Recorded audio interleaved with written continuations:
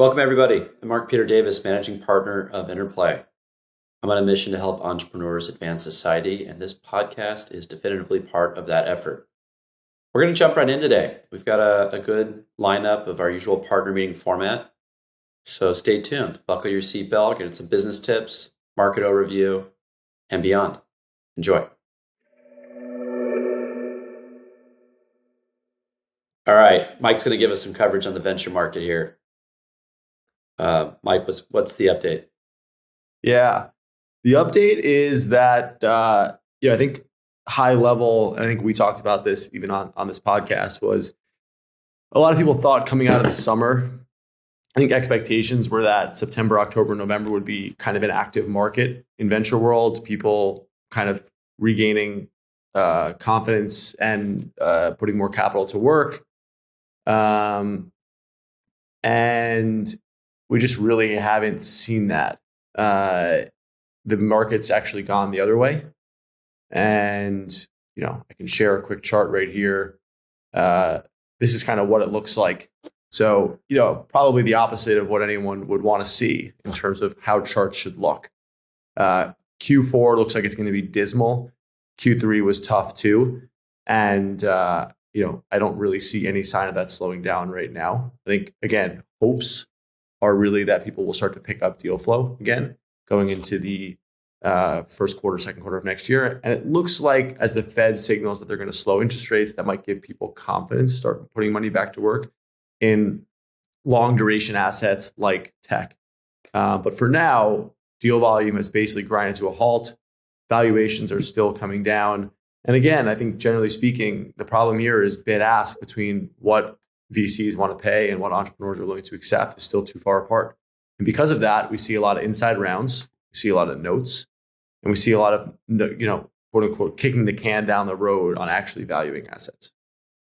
Yeah, and there's a quality dimension to this, right? Like the best companies right now are going to be more likely to raise an inside round or be able to from their existing investors. Investors came into this market with a lot of cash warehoused in the funds. Right. And so, it's a game of when companies can't hold their breath anymore, because we all know this isn't private equity where the companies have profitable cash flows. A lot of the companies are by design unprofitable. And so we've got a cycle where it's very clear that a lot of companies are kind of delaying their raise and the volume's down. And venture capital is a natural game of J curves, right? And today we're seeing the great J curve of how much cash do you have and can you get back to a valuation that's reasonable or close to your last round before you run out of money?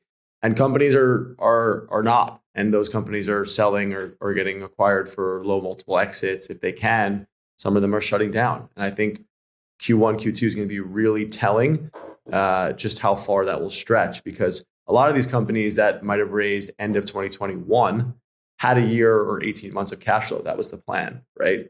That year is up about now. So those companies that are going to have to go back out to market in the next few quarters. And I think it'll be really telling where companies price and what investor appetite is for these businesses. Yeah, I think the volume's going to pick up and pricing's going to get sorted out because oxygen's going to run out. But deals are happening. I mean, just for, folks not living in the driver's seat the way you and I are here in this industry. Yeah. It's down. It's slower, but there's still a lot of stuff going on. We're hearing pitches. We're picking spots and making investments. So it's happening. Yeah. It's just slower than it was certainly during the pandemic, and a little bit slower than I think it was right before. It's slower too. And I think that your point is well noted there. There's two things that I think we're seeing here. One, we're just reverting back to the mean, back to pre-pandemic levels. So all that COVID growth and bump and extra capital that was in the system is really being flushed out. So what the Fed wanted to do is happening. The other thing that's happening right now in venture land is VCs are going earlier. So if you were a Series A or Series B fund now and you've got a ton of money to deploy, you're just pushing it earlier into pre-seed and seed, because if you're making a bet at seed and you're giving a company 3 years of run rate, you're like, great, we'll put money in here, and in 2 or 3 years, if this thing's working and the market's loosened back up, we can reprice it at a place that works for us. It's just a good kind of easy place to put capital without having to face the true narrative of valuations today. Yeah. What's your gut on when you think, I mean, valuations are down? What's the data? 20, 30% since Yeah.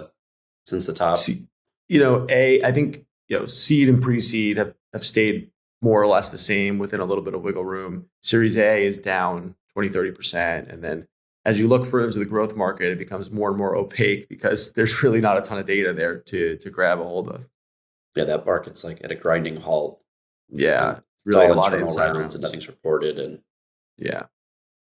So where do you think we bottom out, if you had to guess? When do you think this kind of companies come up for air, the throughput starts happening again, we're going full velocity again? yeah, When do you think my, that is? my hope is that by Q2 or so, it looks pretty clear that the Fed's interest rate policy is slowing down, rising interest rate policy is slowing down. I don't think we're going to go the other way, but at least it's stationary and people can have some conviction over what the cost of capital is.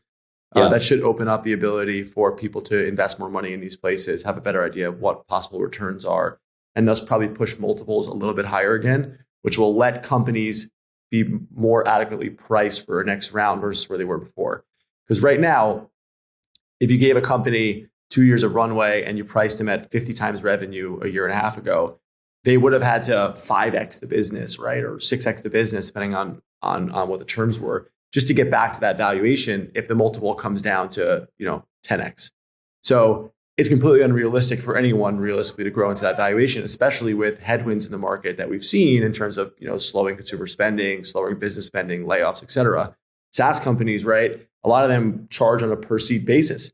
So all their tech companies are shrinking headcount. So what's going to happen to their revenue? You're going to have a big network effect of downward trend in revenue because a lot of these businesses sell to other startups and other tech businesses. So it's going to be really hard for companies to reach their revenue goals. But if we see multiples start to creep back up a little bit, it will kind of even out their ability to raise capital because they might get back to somewhere near the previous round valuation. And then you might get more investor interest in doing the round. Interesting times, Yeah. Like you started off with it. I thought in September it was guns blazing, and Yeah. it's been third gear. It hasn't. Didn't happen. We haven't been in neutral. It's just been slower. Yeah, I think the thing that I would leave like any founder listening with is like, Tim Cook doesn't wake up in the morning and say, "Oh man, how am I going to do this? Apple's down 40% from the highs." Right? If you raised your last round at a price that was quite high, and you're waking up this morning being like, "Wow, we might have to take a down round 20 or 30% below," like that's just the reality of growing a business, right? It's never going to be all straight up markets.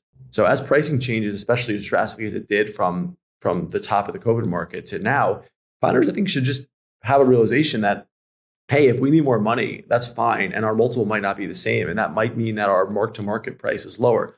But if you're really building something for the next 5, 10, 15 years and your goal is a big outcome, this is just part of the journey. And like if you can go and face that realistically, I think you'll have a better chance of raising money and a better chance of really like just surviving and growing a big business. And that might mean a down round. And guess what? That's not the end of the world. Thank you, Mike. Cool. Thank you. All right, now over to Brett to learn about what's going on in the blockchain world. What's up, Brett? All right, so I wanted to talk a little bit about Apple's in-app purchases policies and how they're adapting to blockchain. So this week, reportedly, Apple blocked Coinbase's wallet on iOS because they made the decision that all gas fees need to be made through their in-app purchase system. So what does that mean? So typically, Apple takes 30% of all purchases made within the applications on iOS. So this is interesting, right? Because it's first, they wouldn't allow NFTs on the platform, but now they've gone a little bit deeper and they're willing to allow NFTs on the platform, but everything, all payments in any form need to go through that in-app purchase system. Now, this doesn't make any sense for those of us who understand how blockchains work. It's the gas fees are basically just taxes to be able to keep the network secure, and so these are just fundamentally supporting the ecosystem. But nevertheless, it's a good sign because I think it sheds light on, what they could be missing. Because one of the big frustrations with crypto and Web3 is the lack of a push towards mobile, which honestly, most of us interact with probably more often than we are on our laptops. So it's a very interesting move, and we've seen like Solana, for example, they're going to be launching their Saga phone in 2023. The Anatoly, the founder of Solana, has a background in this area, so it'll be interesting to see if there's any inspiration from Solana's experimentation with their phone that'll be adopted by iOS. I don't imagine that Saga will be a competitor to iOS. It's built on Android, but nevertheless, I think it might create a good playbook for how mobile phones will end up adopting this technology. Because at this rate, you can't charge 30% of the gas fee. It doesn't make any logical sense. But yeah, I mean, it makes sense that Apple wants to extract as much value as it can from its app store. But they could also be basically pushing out a tremendous source of revenue by charging 30% on gas costs, which are just used to support the protocols. So why is it a bad idea for them to charge 30% on the gas, right? Apple's trying to make a vig on all the revenue coming to their platform. I get it. Why is gas the wrong thing to be charging? Yeah, I mean, so you should you should be charging the product itself, not necessarily the back end that's being used to support it.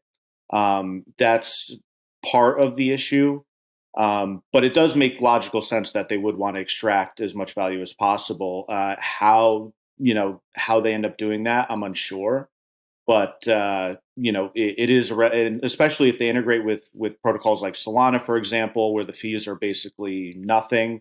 It doesn't make sense to push out an entire industry just because you want 30% of a quarter of a penny. Right, but are they pushing out the industry, or is this the beginning of a negotiation to get the fee? Yeah, that's the optimistic scenario. Right. Yeah, so the pessimistic scenario is that they're just going to push their market power on the industry, and that they're not going to let anybody on without taking a cut of on all these areas. The optimistic scenario is that, okay, they've acknowledged NFTs are a thing. They're allowing NFTs on the platform. So the next step is to hopefully, allow them to get more comfortable with, allowing different areas of the space go rent free, and then onboard, DeFi, NFTs, all these different things that are in the space. So yes, that's the optimistic take on this. And this is technically possible, though, right? Like I'm thinking, I'm sure the industry doesn't want to do this, but if they needed to say, hey, your gas fee is X, we're going to charge an Apple fee of 30% on top of it, and then just pass that through to Apple, that could be done technically, right? Technically, yeah, that could technically be done. Yeah. Right. So this is the beginning of a negotiating cycle to figure out how the money gets cut up and who has the most power and all of these ugly things that are constantly getting resorted. Yeah. Again, that optimistic scenario is that, they do acknowledge that, onboarding, let's say NFTs, would actually result in more revenue than purely just extracting 30% from the gas fees, which are very, very, very small relative to the 30% you can get on an NFT, which could be, $1,000. You get 30% of that, and then you let the 30% of like a third of a penny go by. So yeah, I think this is the beginning. I personally think this is the beginning of a broader negotiation, as you said. Interesting times. Never a dull moment. No, I spared you from some more SBF stuff this week, so that's probably what's dominating the headlines. But yeah, I feel like that's going to be the headlines for a lot of time to come. Quite some time, but yeah. All right, my man. Thanks, Brett. Yeah, thank you. All right, now we're over to Fong to get a business tip for the week. Fong, what do you have? All right, thanks, Mark. So today we're going to be talking about community building, which is really important regardless of what industry that you're in. So having a large engaged community can really lower your customer acquisition costs because your community acts as ambassadors for your brand, and that creates awareness and builds loyalty.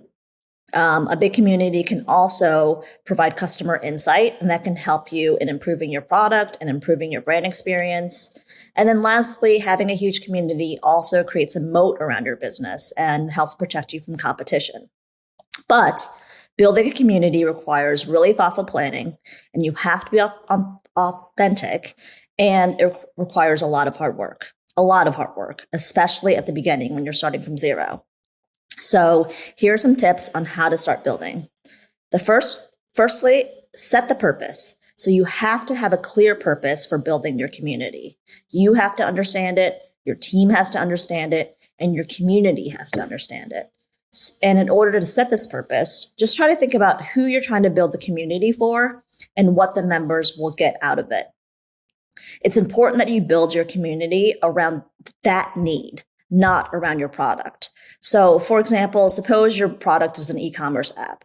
The purpose for building a community could be to connect merchants and allow them to share advice around growing their brands, but not about the app itself. Then start small. Build in-person relationships and then move it online to scale. It's funny because I find a lot of my advice, regardless of what the topic is about starting small. So in this case, start by talking to one person who you think is your ideal community member. Really try to understand who they are, what they're looking for, and how a community like yours can help them. And based on what you learn from this one person, curate a small group of core people, say like 10, who you think could be your first members. It's really important that you're thoughtful about who you include in this first group because that's going to set the tone for how you build the rest of the community. Then build trust with them and make your core group feel invested in the idea. Ask them if they'd like to get together with other people who are interested in the same topic. So from the previous example, you can plan an event with 10 e-commerce store owners, get them together in person if you can, maybe with a dinner or a happy hour, and start the conversation going. Start building trust between the members. That's going to be important. Then once you have this group, you can move them online and start facilitating interaction. So once you've established personal relationships with the core group, pick a platform that works for you depending on your community. So it could be Slack, Facebook groups, Instagram, Discord, and move the group online. Post prompts and questions so that members can start responding and get the conversation going. Your most important job here is to facilitate the interaction. Make every member feel special, give them attention, make them feel like they belong. This is going to be important as you scale, but especially with this early group. Make them feel special because they are special. They have the privilege of being at the start of something from the ground up. Make sure they feel heard by always responding to messages and comments. And then grow. But be okay with growing steadily and sometimes at a slow pace because it really can take a minute. There's a lot of manual work at the beginning, and there's going to be some awkward silences as you're trying to build a new community. But keep supporting engagement, keep facilitating the conversation, and keep the energy level high. And then once you get the ball rolling, you can really jumpstart growth with tools like influencer marketing, brand partnerships, an effective content strategy, incentives and rewards. So those are going to be topics for future episodes. So stay tuned. What's the how do you think about who should be building a community as a channel? Because right, like when you think about marketing, a lot of people default to search engine marketing, paid marketing, maybe doing some SEO to get up in the organic feed. But community engagement is kind of it's a less controllable, less precise strategy, right? You don't always know what yield you're going to get on time or dollars spent. So who should be using this? When does this matter? I mean, I honestly think that if you have customers, then you need to be building a community, which I thought about it a lot this morning. Like I couldn't think of any examples of a business that wouldn't benefit from a community, right? Even, logistics companies like that. It could be, trade a group of trade professionals. Like it really can be anyone that could potentially be a customer. They're all people, and people have needs, and they have, with respect to the product that you're selling and why they need it. And so I think it's really important for all companies. Okay, there's got to be people out there who are going to hear this, who are founders who maybe don't have community or marketing DNA, who are thinking, all right, maybe we should do a community, but why the hell would anyone actually want to join our community, right? Maybe it is something like, a construction product, or, I don't know, where people maybe don't as commonly rally around a product. How do you think about what the value is for the members? How should people be thinking about that so they can maybe broaden their thinking about where a community can be relevant? Yeah, I mean, I think that's why having a purpose is important, right? So you're not rallying around a product, you're rallying around a purpose, why someone would want to tap into a community based on the type of profession that they're in, the type of, interests that they have. So I really think that, regardless of your industry or the product that you're building, there is kind of an audience that has a need for that type of thing, and really setting a purpose around that is not around the product is kind of a way to create a community around something that's not really obvious. That's great. That's a big insight. Focusing on the pain point, not what you're selling. Exactly. Right? We had Lisa, one of the founders over at Little Spoon, on the podcast a long time ago, and she did a whole lot of really insightful strategies, give a lot of wisdom around community building. And their community, although they sell baby food that's really healthy, is centered around, providing healthy food to children. It's not about buying their product. That's something people might choose to do, but it's a mission-driven mindset. Well, the thing is that your product might change, right? So as you're learning more about your customer, like your product, you're going to tweak your product, and it might go through a journey where it doesn't look anything like it did at the beginning. Then if you're building your community around that, then your community may or may not be relevant. But if you're building it around a purpose, that is always going to be relevant. Very cool. Thank you, Fang. Thank you. All right. Now we're going to hop over to Chris and do an update on the broader market. Chris, your new camera that follows you is giving me car sickness. This is nauseating. That's the point. It's the new AI-driven 4K camera that I use specifically for the segment. Potentially too fancy. Okay. What do we got in the market today? I'm going to jump back today a little bit and focus on two broader topics that I think are most relevant. Especially given that we haven't had this recording for a bit, so I think it's good to jump back and look at the broader picture. Sometimes I feel like it's also the data that gets released every week gets a little too distracting. So it's important to pick what's important. So this week in particular, we've got the NFP data, which is non-farm payroll. That it's the job data. In fact, that just came out this morning. I think this is a good jumping point to talk about inflation and versus unemployment. So let's do that. And basically the gist of it is the NFP came out very strong. U.S. economy added 263K jobs in November. Unemployment rate remains at 3.7%. Hourly wage rose sharply by 0.6% month on month to an average around $33 an hour, which, by the way, is the biggest advance in over a year. On a year-on-year basis, wages climbed around 5.1% versus 4.9%. And looking at the data, we're sort of back to the good news is bad news again. Market sold off because it's perceived as sort of not so good data for the Fed, who's been battling inflation, as we all know, for the better part of the year now. And so now all eyes are going to be on CPI, which comes out in about 2 weeks, slightly less than that. My point of view is, look, first of all, this data, obviously jobs are very strong, but the headline number is still lower than inflation that we've had, which means household spending power is going down. And there are also other indications elsewhere, other data showing that potentially inflation will go down. For instance, U.S. manufacturing data, which is usually a leading indicator of inflation, that's been pretty weak in recent months. Another data point that I found during the week that I thought was very illuminating, which is actually this one done by Vanguard. They're showing that they're using effectively the hardship withdrawals from folks' 401ks as a proxy for households' need for cash. And that has risen to the highest level historically. So what you're really seeing is, yes, on average, people are getting paid a little bit more, but inflation is still relatively high. Spending power is going down, and people, for whatever reason, maybe it's a hangover from COVID again, are still spending maybe even beyond their means.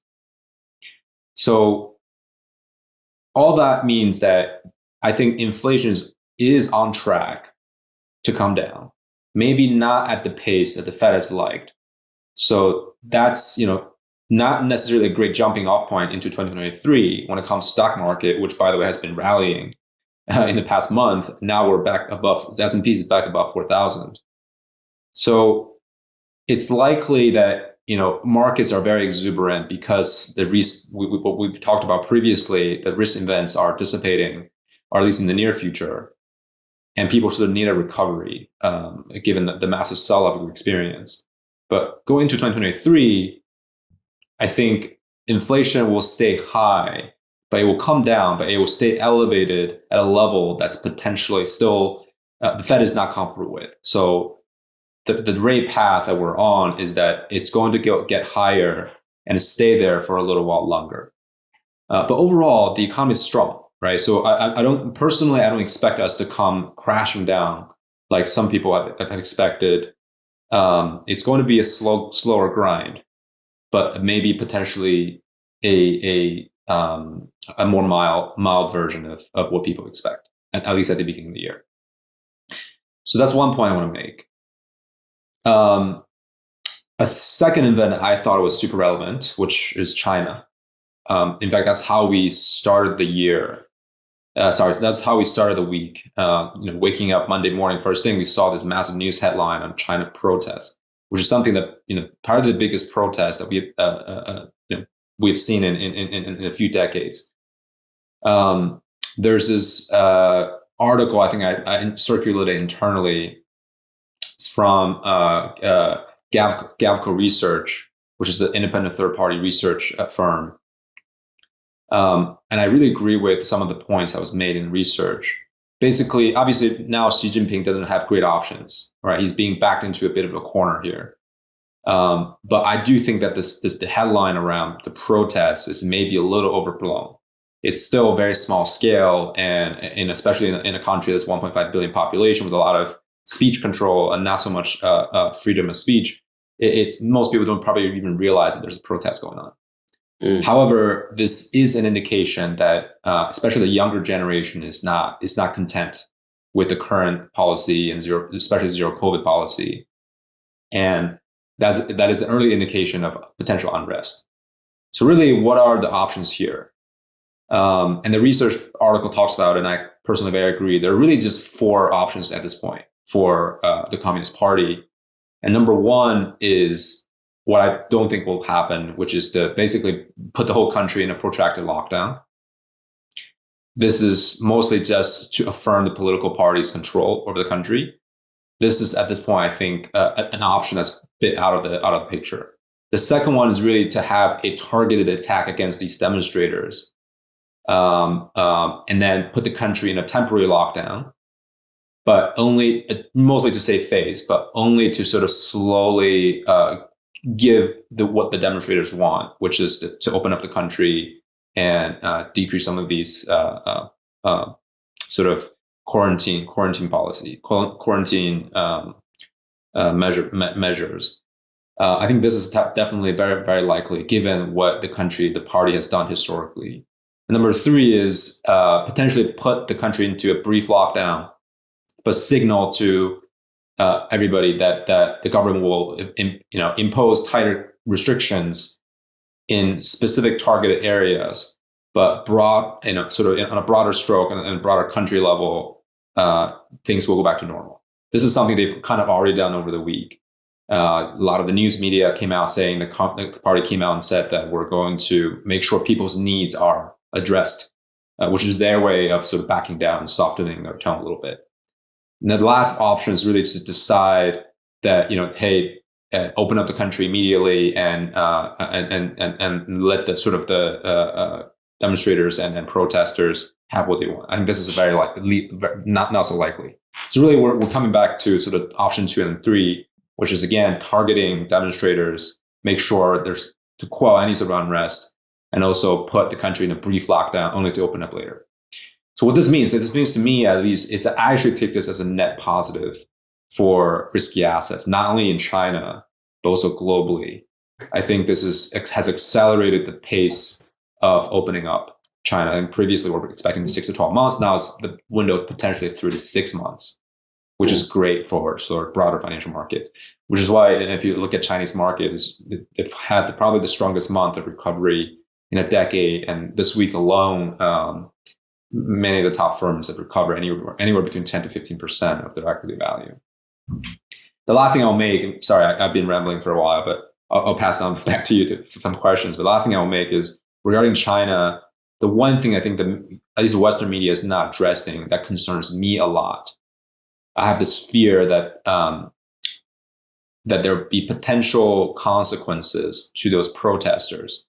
If you look at the protesters that, at least that's being captured in video, a lot of them are very young, right? They're in their 20s and they're college students.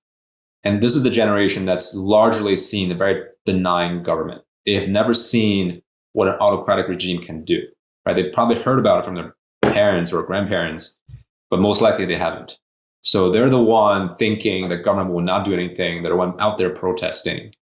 But if the government decided to target these demonstrators, I think there could be many very serious consequences to the younger folks. So I hope everything will work out on that front. And I'll shut up now. Yeah, that's crazy.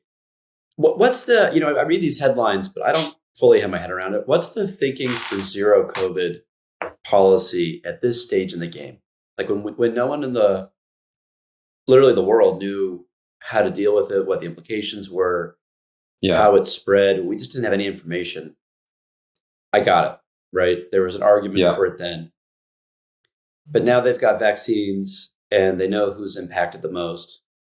Why aren't they doing, it just seems like the play is if you're worried about it, you do some sort of systematic dissemination, releasing to certain groups at certain times where people are getting COVID. You're doing it in a measured way. What are they doing? So I actually don't even understand the logic for it at this point.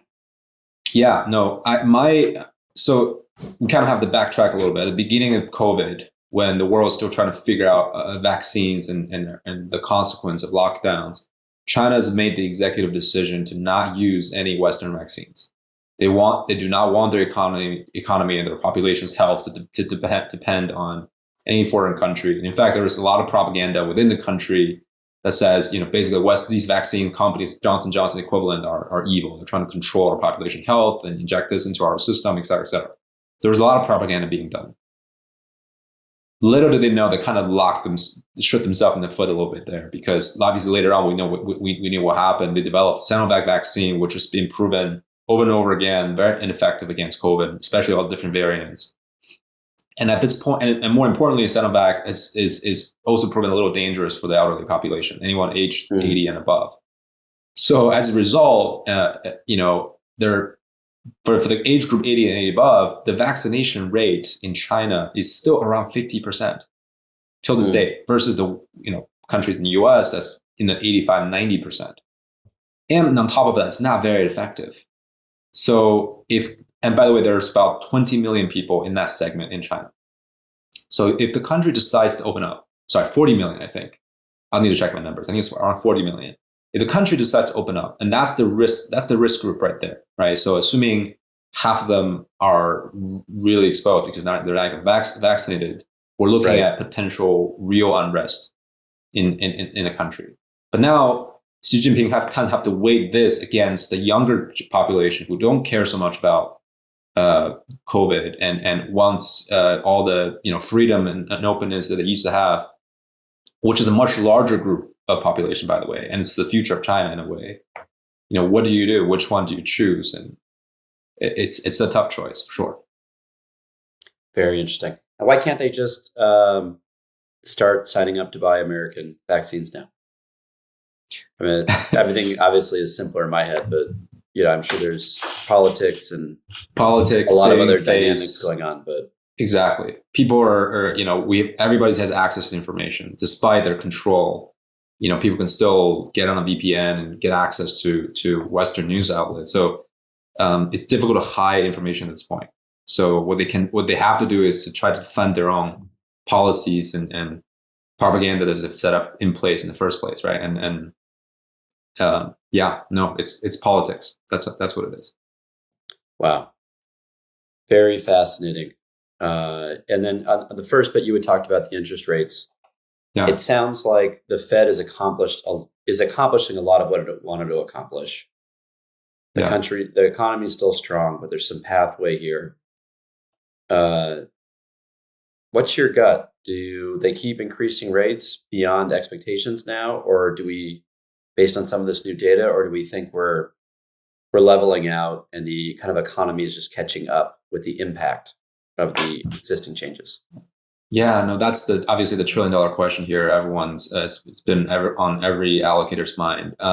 My personal view is, look, we're already at around 5%. I mean, if you look at the futures market, that's where we're headed.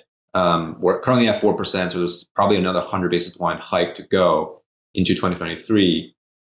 Market is pricing the peak around 5% at the moment, and my gut tells me that's near probably where we're going to peak out, and probably 5.5, maybe 6.